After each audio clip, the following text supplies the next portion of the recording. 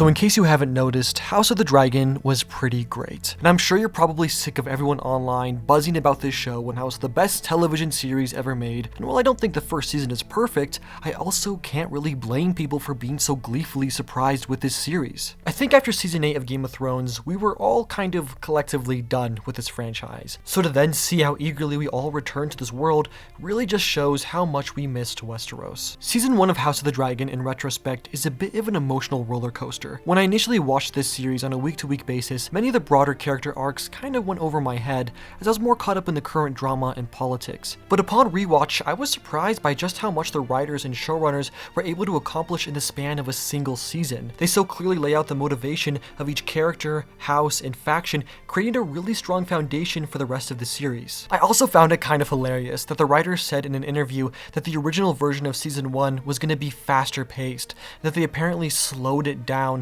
to better develop each of the characters. And I'm sorry, but calling a season that has 4 different major time skips slower paced makes me wonder what kind of insane first draft they had for season 1. But what really surprised me about House of the Dragon is how these showrunners managed to take this corpse of a franchise and not only bring back the majority of the fan base, but by the end had them hanging on to every word, betrayal, and death.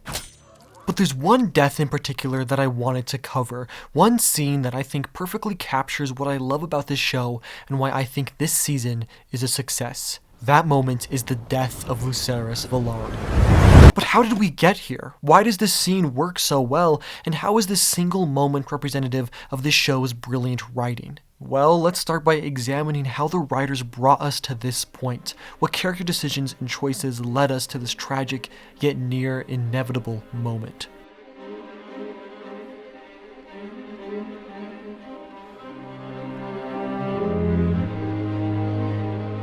It's no secret that House of the Dragon is building to a greater conflict commonly known in the lore as the Dance of the Dragons, a bloody civil war that tears apart the Targaryen house and marks the beginning of their gradual fall from grace. And at the heart of this conflict is the relationship between Alicent and Rhaenyra. It's crazy watching the journey these two characters go on as they change from childhood friends to uncomfortable associates to mortal enemies. They've both had extensive emotional development and change to the point where by the end, you can hardly recognize the person they've become.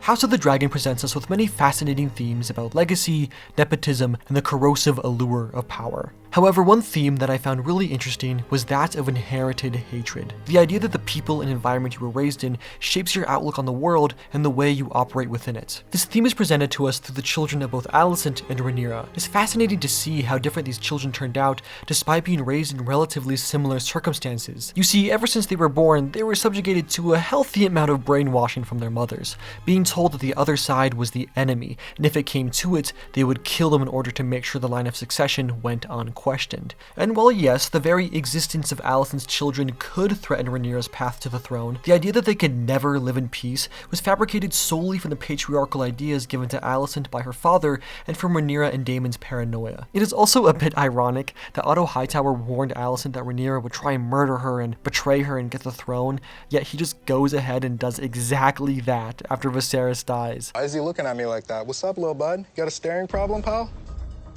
Yo, Zan, get your boy, dog. So you have the children of the Greens and Blacks being told that the other side is their mortal enemy and they can never be trusted. Their children are so indoctrinated by this belief, so convinced in their convictions, that at the end of the series when Viserys makes one last effort to bring his family together, it isn't Rhaenyra or Alicent that starts the fighting, rather it's Aemond and Jace. Rhaenyra and Alicent may have been close to resolving their conflict and finally finding peace, but this moment reveals the consequence of them dragging their children into their feud and shows that their battle has grown beyond either of them. Nephews? Have you come to train? Aemond Targaryen is a pretty fascinating character. He starts off the story as the runt of the litter, not having a dragon like the other children. He was a quiet kid, interested in reading about history and poetry, and he lacked the confidence and charisma of his older brother Aegon. This all changes, of course, when he bonds with the largest dragon, the last living creature of Aegon's conquest, Vhagar. From this point forward, we see an immediate flip in his character from shy and awkward to confident and arrogant, which makes sense. You can't expect a child who's been bullied and pushed around his whole life to suddenly react rationally and maturely when given the most powerful weapon on the planet. When Luke slashed out Aemon's eye, it marked the beginning of a fundamental shift in his character. Gone is the kid that would be given pigs with wings as jokes, and instead is a skilled warrior and rider of the largest living dragon with an ego to match. While Aemon Targaryen decided to carve out his own destiny and jump headfirst into his birthright, Lucerys Velaryon shied away from his. When Luke was born, he immediately had a target painted on his back, because, as you probably know, he was born a bastard. His father was not Rhaenyra Velaryon, but Sir Harwin Strong, and it was unfortunately quite obvious. Luke is a quiet, gentle kid. He holds his mother's hand anytime he gets nervous, and during any confrontation, he looks like a deer in headlights. He's been reminded his whole life that his title to the Velaryon name is a lie, while simultaneously also having the birthright of Driftmark shoved down his throat. By the time the season finale rolls around, we learn that Luke doesn't even want Driftmark because he feels unsure of himself and his ability to sail, and more importantly, his ability to lead. So when Rhaenyra gives him the task of speaking to Lord Boros, it's a chance for Luke to prove himself as a leader and politician, and hopefully give his mother some much needed support for the coming war. So now we can better understand the stakes and the emotional headspaces of these two characters going into this scene. One is a borderline psychopathic egomaniac, and the other is just a sheepish kid eager to prove himself. They've been indoctrinated into believing that they are each other's mortal enemies, not to mention that Aemon still resents Luke for, partially blinding him. And they are both racing to get support of one of the most influential and powerful houses in Westeros. Surely nothing could go wrong with this, right? Right?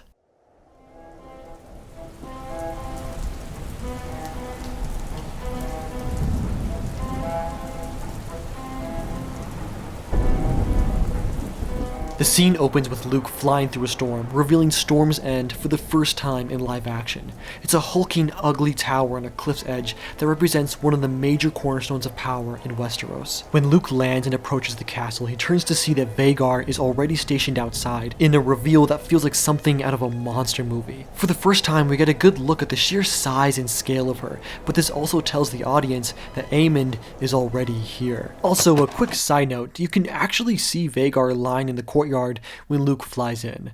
I just thought that was a pretty cool detail. When Luke walks in, the show confirms what we already knew, that Aemon had reached Lord Boros before him. The performance of Boros Baratheon feels straight out of the books. He's a stout, outspoken man with a quick temper. He perfectly captures the arrogant confidence of all Baratheons, topped off by the fact that he needs a maester to read his letters for him. Luke then delivers his mother's message to Lord Boros, reminding him of the oaths of loyalty he swore for her.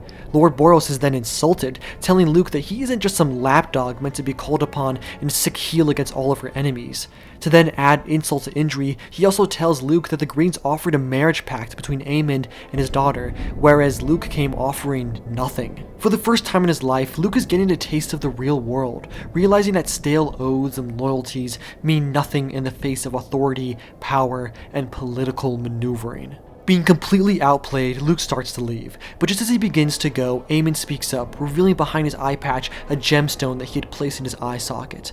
Aemon then demands one of Luke's eyes as retribution, to which Boros promptly shuts down, demanding that Luke be unharmed within his halls. And this is another excellent character moment, showing that despite Boros' temper, he still has some form of values and integrity. Luke then flees the castle, and as he prepares Arax for flight, we pan to see that Vhagar is nowhere to be seen. By now, the storm is getting even worse, as if the weather itself is a reflection of the dire situation.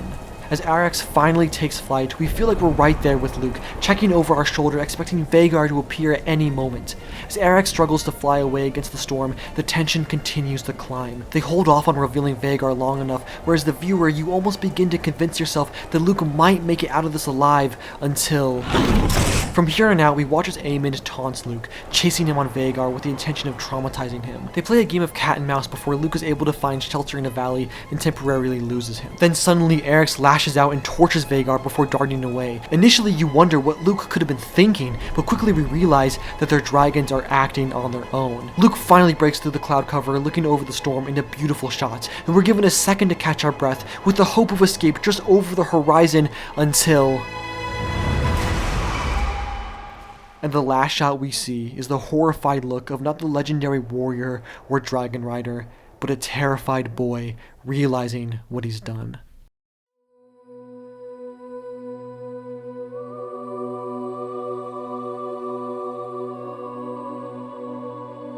If I had to think of the one prevailing theme of Game of Thrones, one idea that's been at the forefront of this series, it would have to be consequence. Ned Stark is a character that started the series as a loving, dutiful father, yet the first season ended with his head on the chopping block, and it was definitely heartbreaking, but it also made sense. I believed every decision and circumstance that led this honor-bound fool to his untimely demise. And that is exactly how I felt about the end of Lucerys Velaryon. His death was the consequence of Alicent and Rhaenyra thrusting their children into their petty conflict, of treating them like pawns within a greater political scheme, not realizing that these are actual people who will one day grow up to have agency, power, and influence. Nothing about this moment feels like it's for pure shock value or that it's out of line with their characters. It makes complete sense that Luke was still trying to parlay with Boros despite seeing Vhagar, because he was not only eager for the chance to prove himself, but because the cost of losing a potential alliance with the Baratheons was just too high. And I also fully believe that Aemond, someone who was pushed around and neglected his whole life,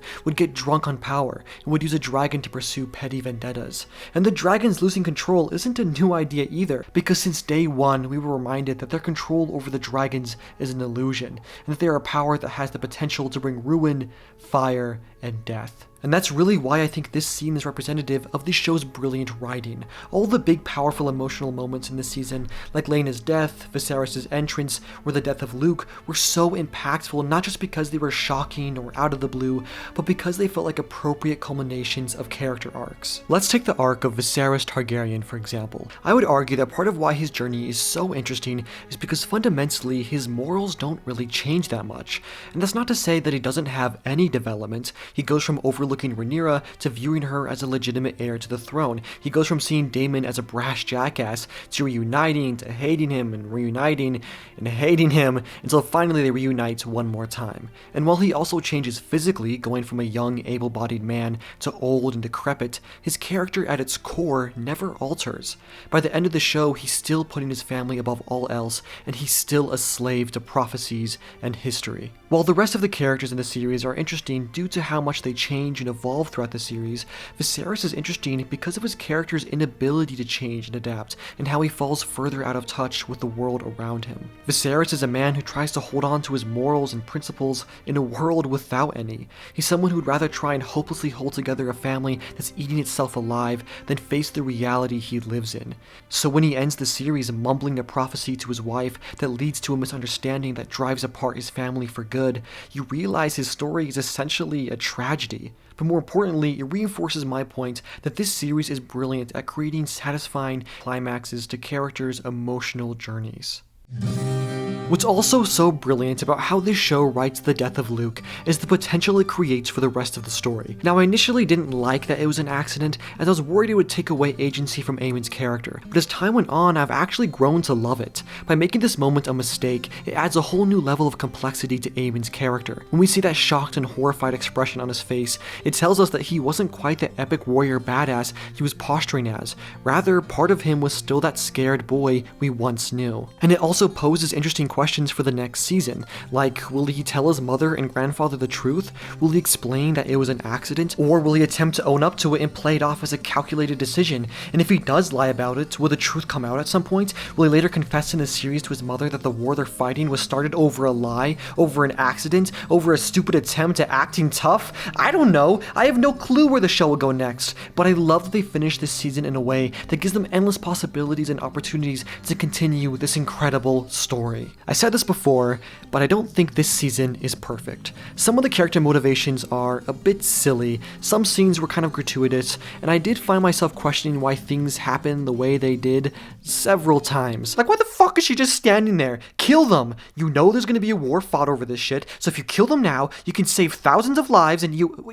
Is she leaving? Oh, she's fucking leaving. Oh my god. But when I look back and I see how quickly this show had me invested, by seeing how much I cared about every character and held my breath through each episode, I can confidently say that this season was a success. Luke's death was a satisfying climax to this season, and it'll serve as the match in a powder keg that sets off the rest of the story, and I for one cannot wait to see where they go next.